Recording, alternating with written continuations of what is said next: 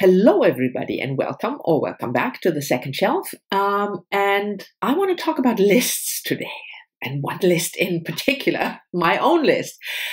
If you know me at all, you know I love lists. And of course, especially lists about books, like the 10 best classics or the 10 worst titles. I love those lists.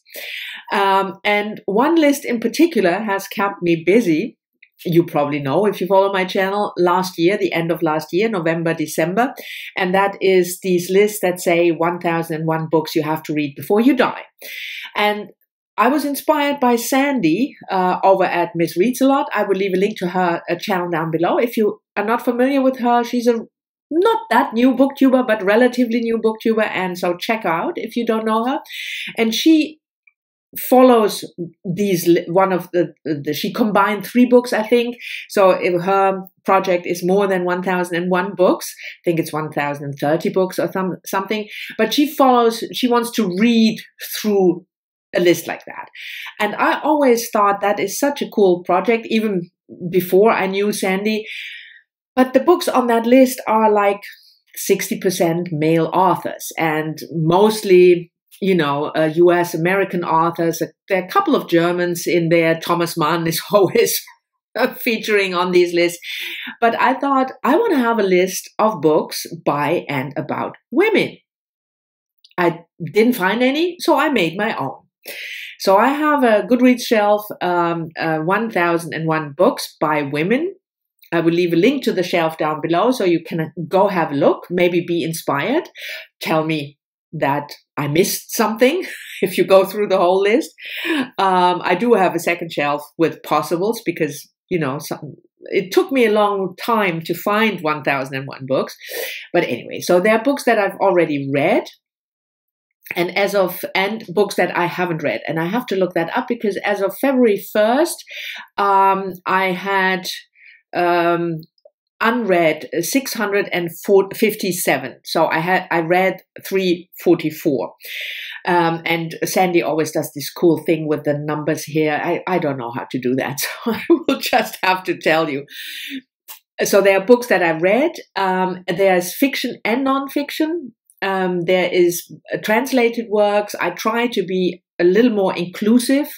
So try to have at least a couple of books from, you know, each continent, not from each country. And I was really happy with that list. And now I'm gonna, you know, work my way through it because there are more than 600 books that I haven't read yet. And that also means that why I have this second shelf with possibles, I put those 600 and something books in there because I thought, yes, that's something sounds good or is included in many other lists or is considered a modern classic or something in that country.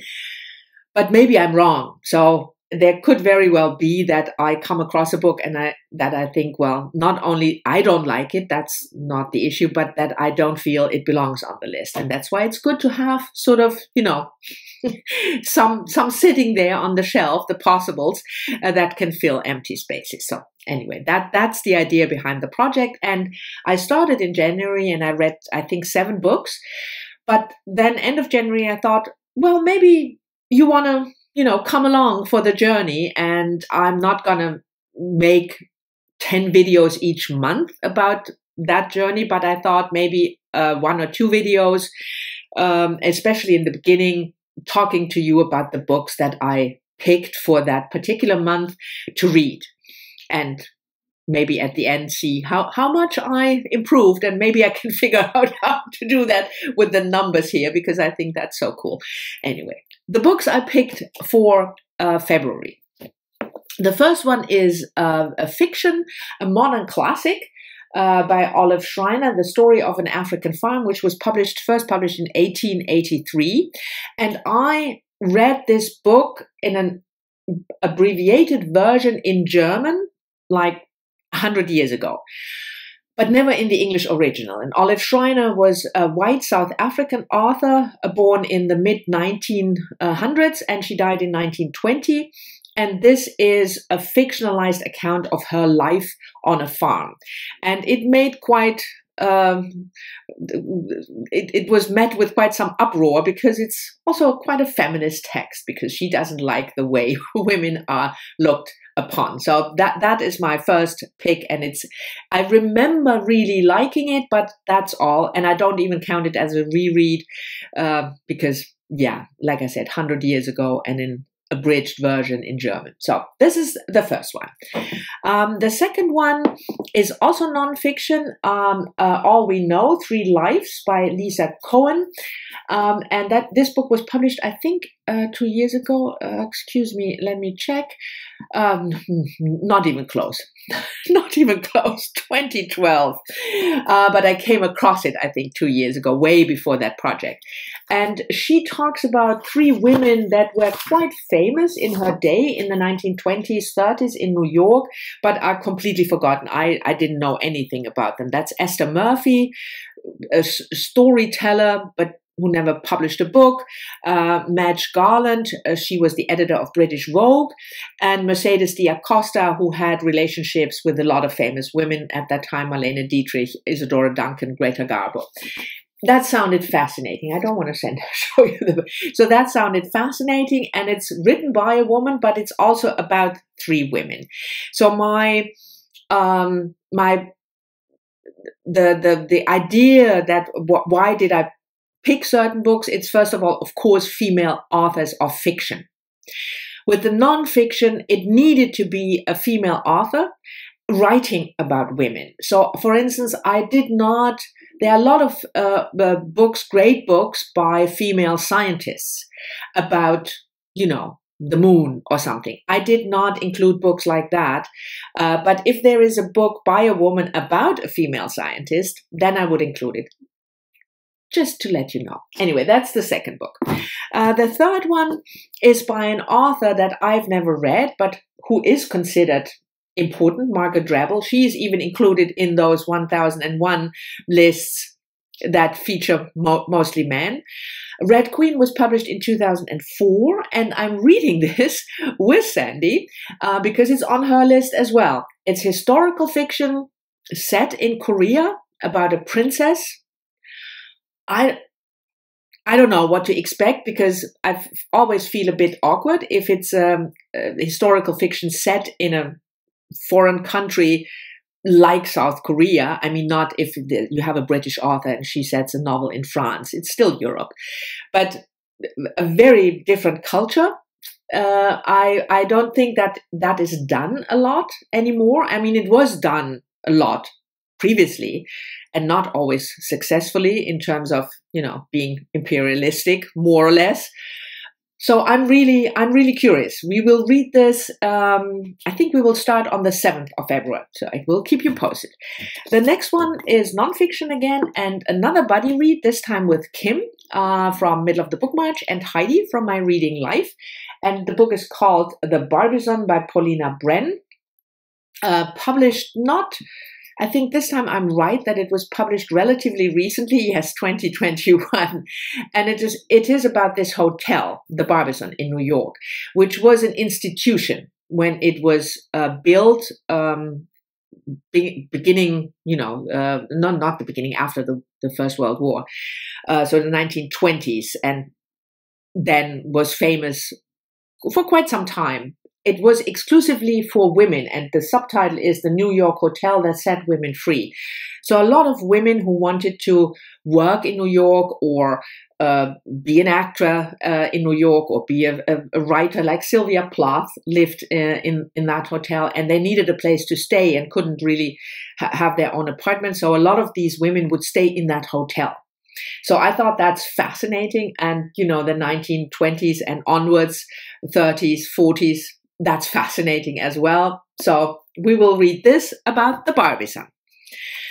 The next book, I always also try, because I have, I think, 8 books. Last month I read, like I said, 7.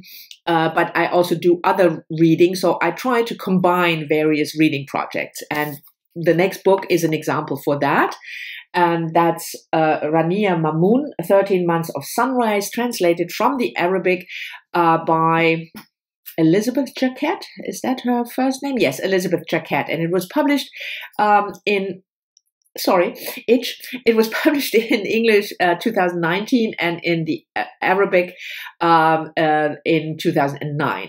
The author is from Sudan, and I'm reading this for Mel's project, Read Around the World book club, where we read a book by a female author from a different country each month. And the February book pick is Sudan, and it's a collection of stories, and that's all I know. And it's very thin. And then, of course, February is Black History Month. So the next 3 books also qualify for Black History Month because it's Black authors, but 2 of them also qualify for another project. I mean, you have to double dip, otherwise I will not be able to make any dent in these 650-something books that I still have to read. Anyway, the next one is this, A Question of Power by Bessie Head. I have never read her, but she is considered a modern classic female author. This book was published in the 70s, and I picked this from her work because it's highly autobiographical. It starts that she was born in an asylum for insane people because her mother was confined there. I mean, but I picked it because I've never read this author, and the book that is autobiographical, I thought also I can learn also something about her life. And if I like it, then I will certainly read more. There is one problem. I do not like the design. I learned a lot about design from Sonia, from an enthusiastic reader, because she's a book designer and she has videos about book design. And this is just ugly, isn't it? It's just, I mean, I don't like the white, this very white paper. I don't like that there's almost no margin, and I certainly don't like the font. What can you do? The next 2, like I said, are not only for Black History Month, but also for the Invisible Cities project. I talked about that also in my last video, the tops and flops. Unfortunately, one of the books in January from Singapore ended up in the flops, but you know.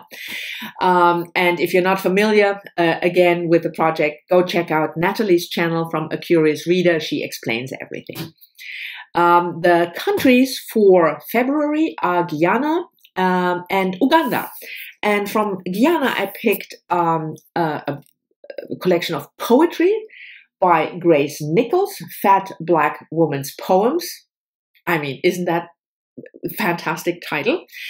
That's the only thing I know. I have never read this author either, Grace Nichols. I don't think I read any author from Guyana ever, so that's good.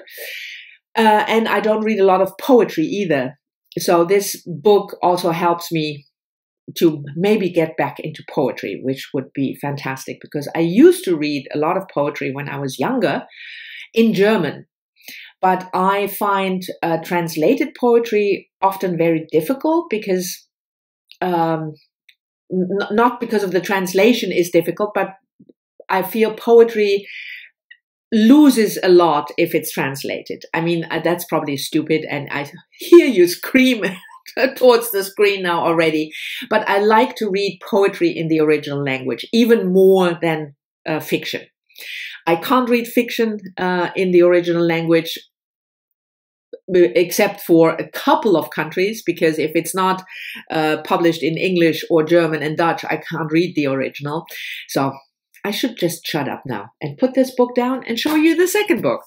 And that is Jennifer Nansubugu Makumbi, A Girl is a Body of Water, because the second country is Uganda, and Makumbi is from Uganda.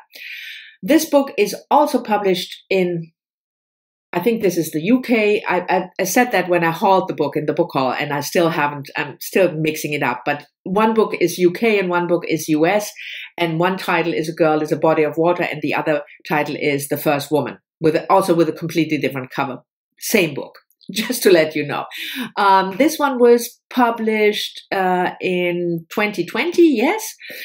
And I read another book by this author, which I, for years and years, pronounced Kintu, And Kay, thank you very much, Kay, finally, in my last video when I hold this book, told me that it's actually Chintu.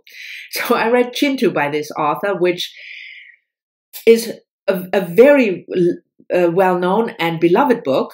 And it did not work that well for me. It wasn't bad, but it just didn't, it didn't work that well. So I thought I want to give this author definitely a second try. And when The Invisible Cities picked Uganda, I thought, perfect. A girl is a body of water.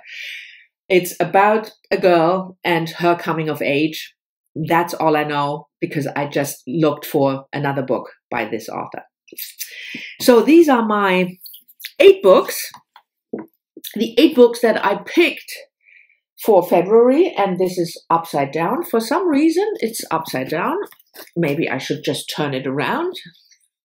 I'm not good at showing stacks of books, but you've seen the books anyway. So this is my project. Let me know whether you like following along, me making videos once a month or something about this, or maybe that's too often. Maybe I should do once every 3 months. Let me know your ideas about this down in the comments. And if you feel that you also want to see 1001 books by and about women, go check out my Goodreads shelf. Thank you very much for watching. I hope you've enjoyed it.